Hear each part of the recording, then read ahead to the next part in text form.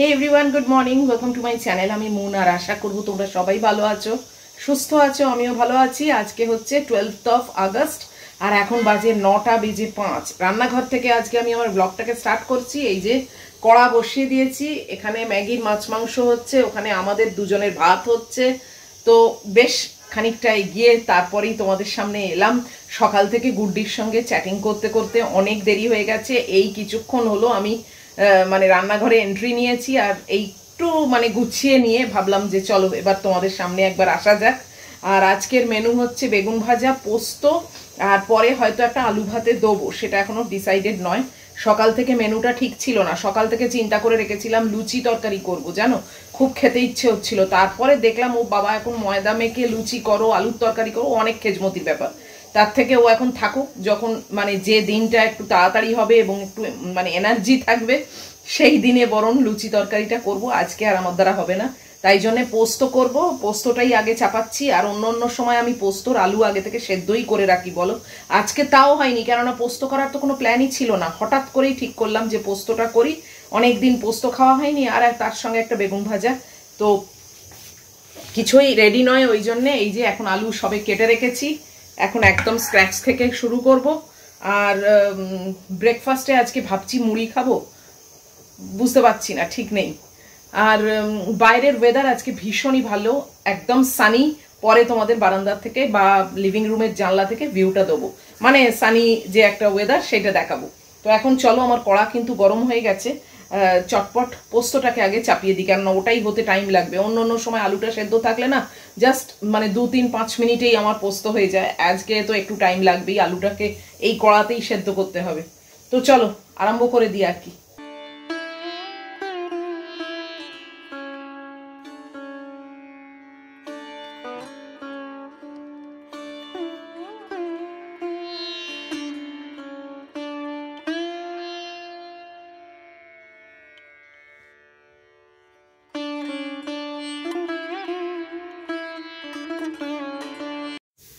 চলো পোস্তটাকে বসিয়ে দিয়েছি, তোমাদেরকে বাইরেটা দেখাই।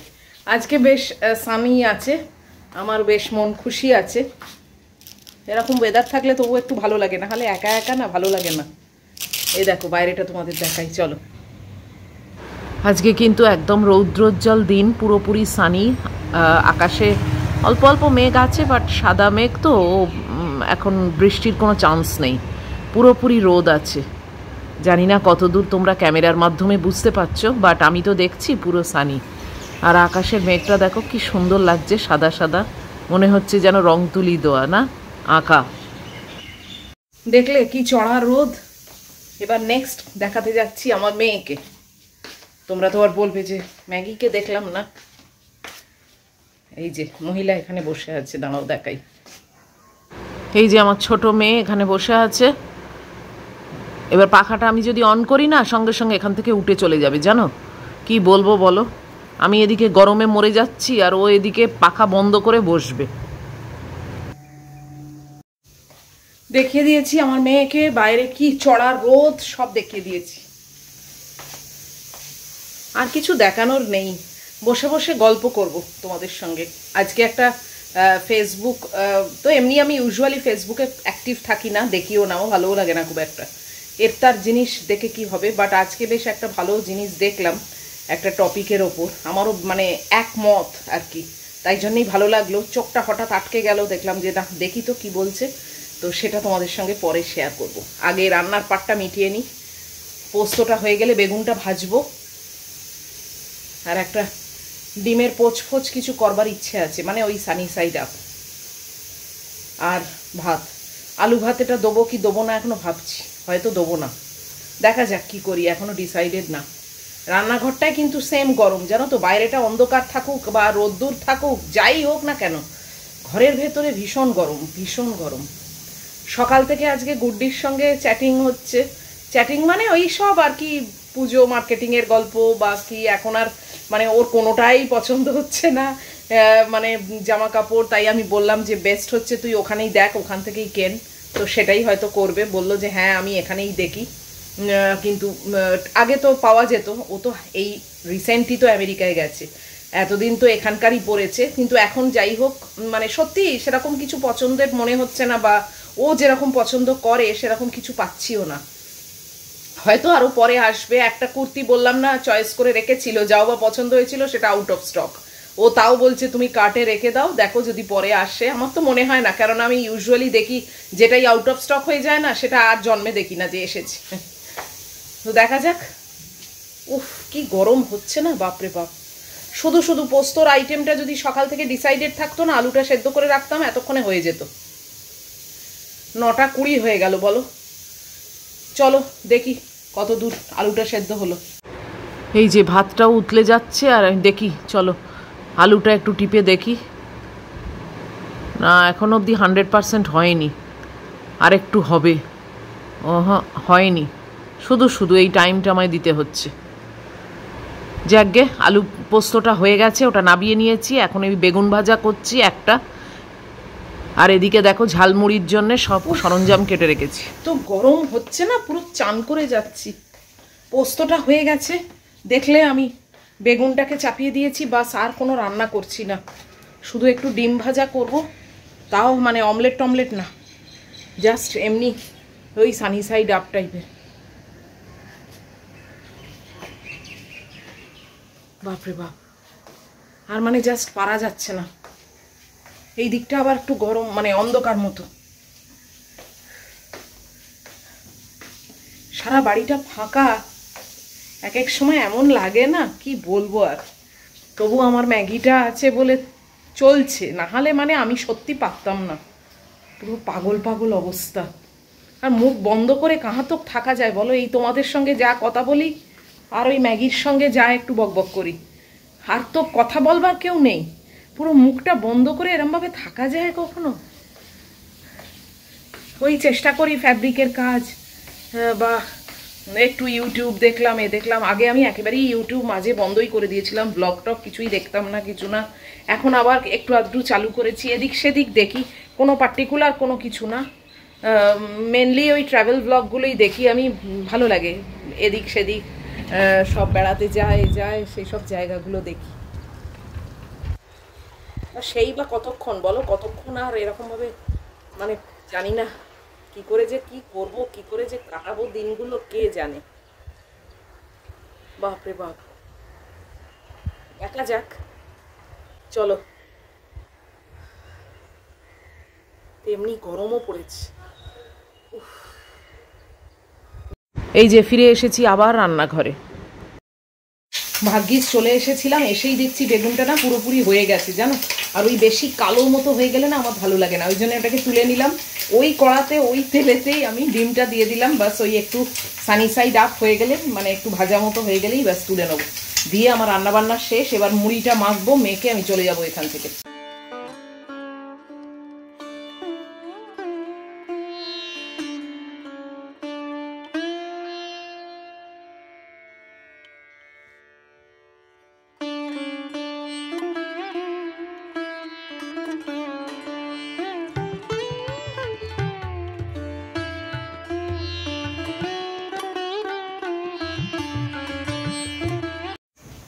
সব শেষ, আলোটাও নিভিয়ে দিলাম। বাপরে, উফ এত গরম ওখানে না, মানে ঝালমুড়িটা ওখানে মাখিও নি জানো, পাহাড় তলায় নিয়ে এসেছি, এইখানে মাখবো, মেখে খাবো।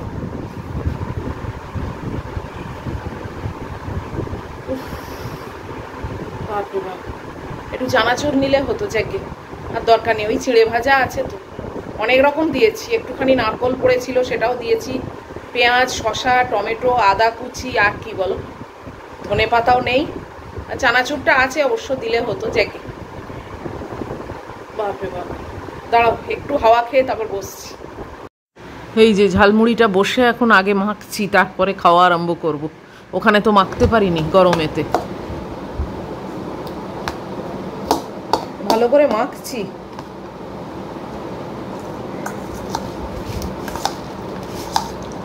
ফেসবুকে যেটা দেখছিলাম না, তোমাদের বললাম, জানি না তোমরা এখন সেটাকে মানবে কি না, বাট আমার কিন্তু মনে হয়েছে একদম কারেক্ট কথা।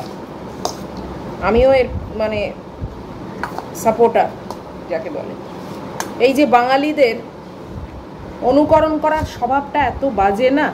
এখন দেখবে মানে ইউটিউব ঘোরাতে ঘোরাতে যদি কোনো ওয়েডিংয়ের ভিডিও আসে, বাঙালি পাতি বাঙালি, ঘোষ বোস, মিত্র, সরকার, চট্টোপাধ্যায়, গাঙ্গুলি, এইসব বিয়ে হচ্ছে কিন্তু পুরোপুরি নন বেঙ্গলি স্টাইলে। মানে সে হলদি থেকে আরম্ভ করে মেহেন্দি, তারপরে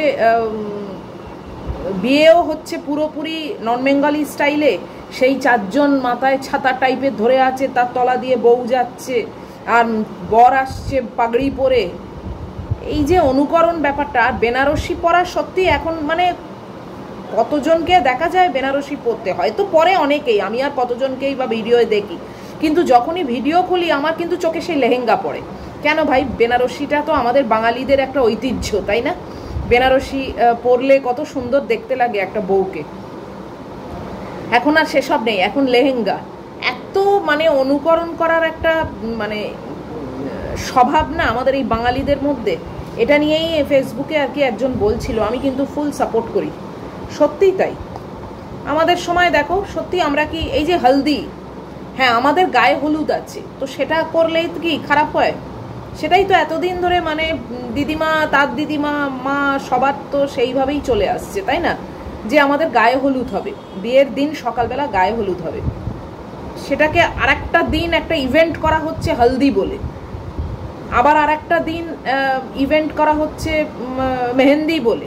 মানে মেহেন্দি অনেকেই পরে, কিন্তু পার্লারে গেলাম, পরলাম, চলে এলাম, বাস হয়ে গেল। এখন গোষ্ঠী শুদ্ধ সবাই মেহেন্দি পরছে, ঠিক আছে, সেটাও না হয় বুঝলাম যে হ্যাঁ এটা একটা ফান, অনেকেই পরতে চায় বিয়ের সময়, তো সেটা পরছে। কিন্তু সেইটা নিয়ে একটা ইভেন্ট হয়ে গেল, একটা মানে অকেশনই হয়ে গেল মেহেন্দি।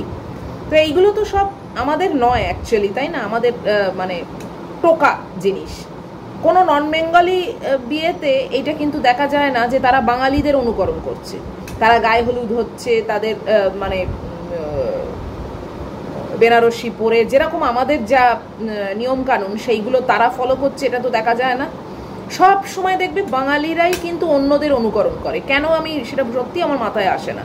কেন, আমাদের কি কোনো নিজস্বতা নেই? আমাদের কি নিজেদের কিচ্ছু নেই? এবং নিজেদের জিনিসগুলোকে মানে সরিয়ে রেখে আমরা অন্যদের অনুকরণ করছি, মানে তো আমাদের জিনিসগুলো ক্রমশ ক্রমশ হারিয়ে যাচ্ছে, তাই না? মানে আমাদের নেক্সট জেনারেশন, তারপরের জেনারেশন, তারা তো ওইগুলো দেখেই বড় হবে। তারা কিন্তু এটা মানে বেশিরভাগই শিখবে না যে তাদের মা, দিদিমা, তার দিদিমা, এদের আমলে কীরকম রেওয়াজ ছিল, কীরকম মানে অনুষ্ঠান হতো, কি কি নিয়ম কানুন ছিল, এইগুলো কিন্তু তারা শিখবেই না। কেননা তারা তো জানে ও মেহেন্দি হবে, গানা হবে, হলদি হবে, এগুলো তো আমাদের নয়, তাই না? কি জানি এখন মানে এখন বলে না, এমনিও দেখি তো মানে মানুষের বড্ড অনুকরণ করে সুখ। অনুকরণ করে কি লাভ? নিজের যে নিজস্বতাটা আছে সেটাকে আমি কেন তুলে ধরবো না? আমার যেটা আমার সেটাই, এটা আমার ইউনিক, তাই না?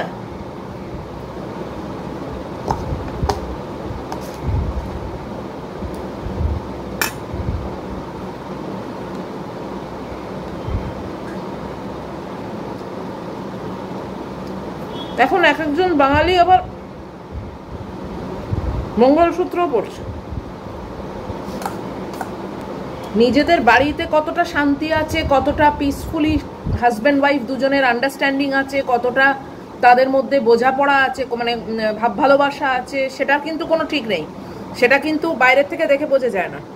কিন্তু এই সব সারাউন্ডিংয়ের যে টুকলি জিনিসগুলো, এইগুলো কিন্তু আমরা খুব নিয়ে নিই। তাও যদি বুঝতাম যে হ্যাঁ যারা অবাঙালি আছে তারাও আমাদেরটা নিচ্ছে, তারাও আমাদেরটা থেকে কপি করছে, তা কিন্তু না। তারা হারগিজ করবে না, হারগিজ করবে না, কিন্তু আমরা করে মরছি, আমরা অন্যদেরটা অনুকরণ করে করে মরছি। এত মানে অনুকরণ করা, চাটুকারি করা অভ্যেস এই বাঙালিদের মধ্যে না, সত্যি। কারণ নন বেঙ্গলি ফ্যামিলিতে বিয়ে হলো,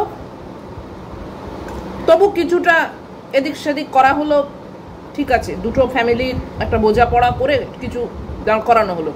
কিন্তু আমার নিজের সব কিছু আমি বিসর্জন দিয়ে দেবো, সব ফেলে মানে সাইডে ফেলে দেবো, দিয়ে ওইটাকে আমি এ করবো।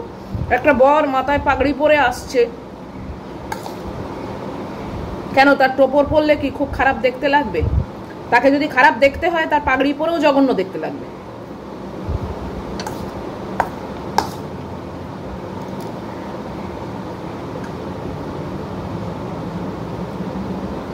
কেন বাঙালি নিজেকে বলতে লজ্জা পায়? সত্যি আমার এগুলো জিজ্ঞাস্য লাগে, মানে এগুলো প্রশ্ন মনে জাগে।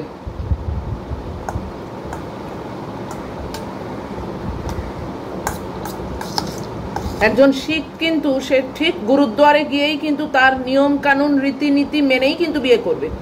সে মোটেই বাঙালিদের মতো এখন কিন্তু বসে পড়বে না ছাদনা তলায়।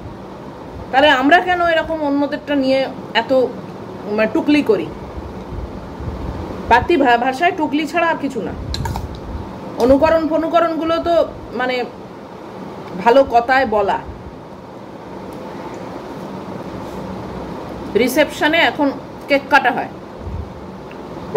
নিউলি ওয়েড কাপল কেক কাটছে। এটা কি সত্যি আগে ছিল? তোমরা বলবে সবকিছুই তো আধুনিকরণ হচ্ছে, সবকিছুই মডার্নাইজ হচ্ছে, সবকিছুই উন্নতি হচ্ছে।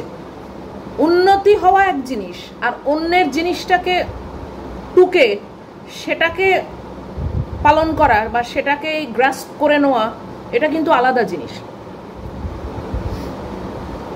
নিজের নিয়ম কানুন, নিজের ঐতিহ্য, নিজের বাঙালি আনাটাকে আমি তার মানে অবহেলা করছি, তাই তো?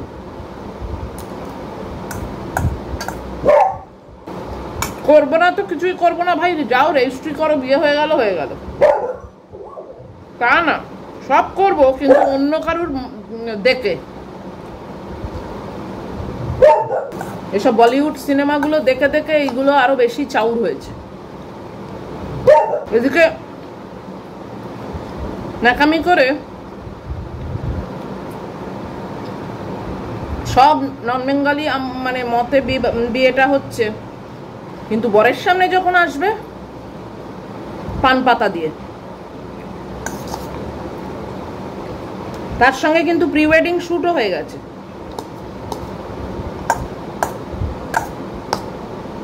কেন এটাকে রাখা হচ্ছে তাহলে?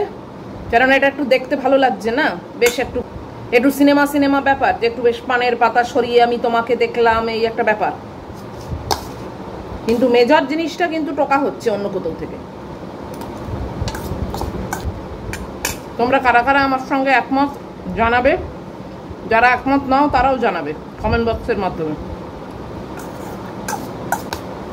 এটা আজকেই সকালবেলা এমনি জাস্ট বসে ঘোরাতেই চোখে পড়লো, বললাম এটা ভালো টপিক তো।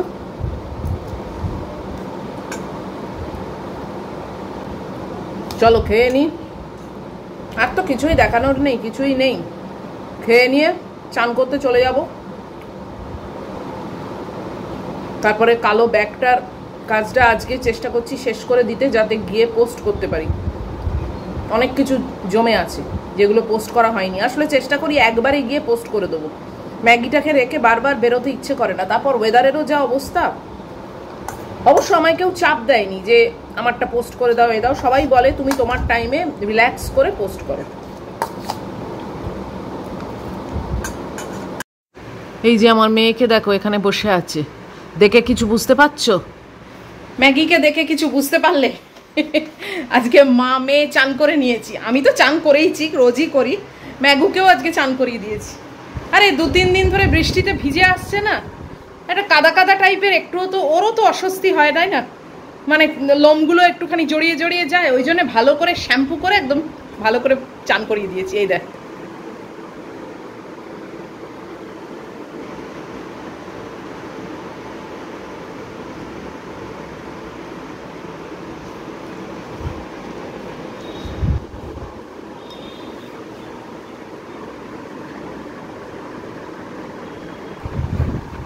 গাটা মুছিয়ে দিয়েছি 2খানা টাওয়েল দিয়ে, তারপরেও তো ভিজে থাকে বলো। আমাদের কি চুল ভালো করে আমি তো টাওয়েল দিয়ে মুছেছি, এক্ষুনি কি শুকিয়ে যাবে? ওটা একটু টাইম লাগবে, বাট মহিলাকে একদম পেট টেট পরিষ্কার করে শ্যাম্পু ট্যাম্পু করিয়ে ফ্রেশ করে দিয়েছি, ওরও তো ভালো লাগে। চলো ওর খাবারটা এবারে এখানে ঠান্ডা হচ্ছে, এটাকে মাখবো, মেখে ওকে ওখানে দিয়ে দিই। 11টা 10 এখন, আর 10-15 মিনিট বসুক, তারপর খাইয়ে দেবো। এই যে বসে গেছি আর উনি খাচ্ছেন, দেখো টেবিলের তলায় বসে বসে। এখন 11টা 25, ম্যাগুটাকে খাইয়ে দিয়েছি। আজকেও এইটুকুনটা ভাত ফেলে দিয়েছে জানো, এই কালকে আর আজকে দুদিনই এই দেখছি কীর্তি করছে। এখন লাস্টের দিকে এইটুকুনি কিছুতেই খাচ্ছে না। মহিলা বেরিয়ে গেল, বেরিয়ে গিয়ে ওই যে ওইখানে এখন নিজের সব ওই হচ্ছে, শয়তানি হচ্ছে, বুঝেছো। যাকে মানে 97% খাইয়ে দিয়েছি, এইটুকু মতো পড়ে আছে, ওটা এখনো আমি সরাইনি, থাকুক। আর একবার ট্রাই করবো পরে 12:30 পর, দেখবো তখন যদি খায়। দেখেছো এখন এইসব উৎপাত করবে, এইসব চেঁচাবে করবে, কোথাও কিন্তু কোনো আওয়াজ নেই, কেউ নেই, কিচ্ছু নেই, ও ইচ্ছে করে এরম করে। যাকে চলো এখন আমি বসি একটু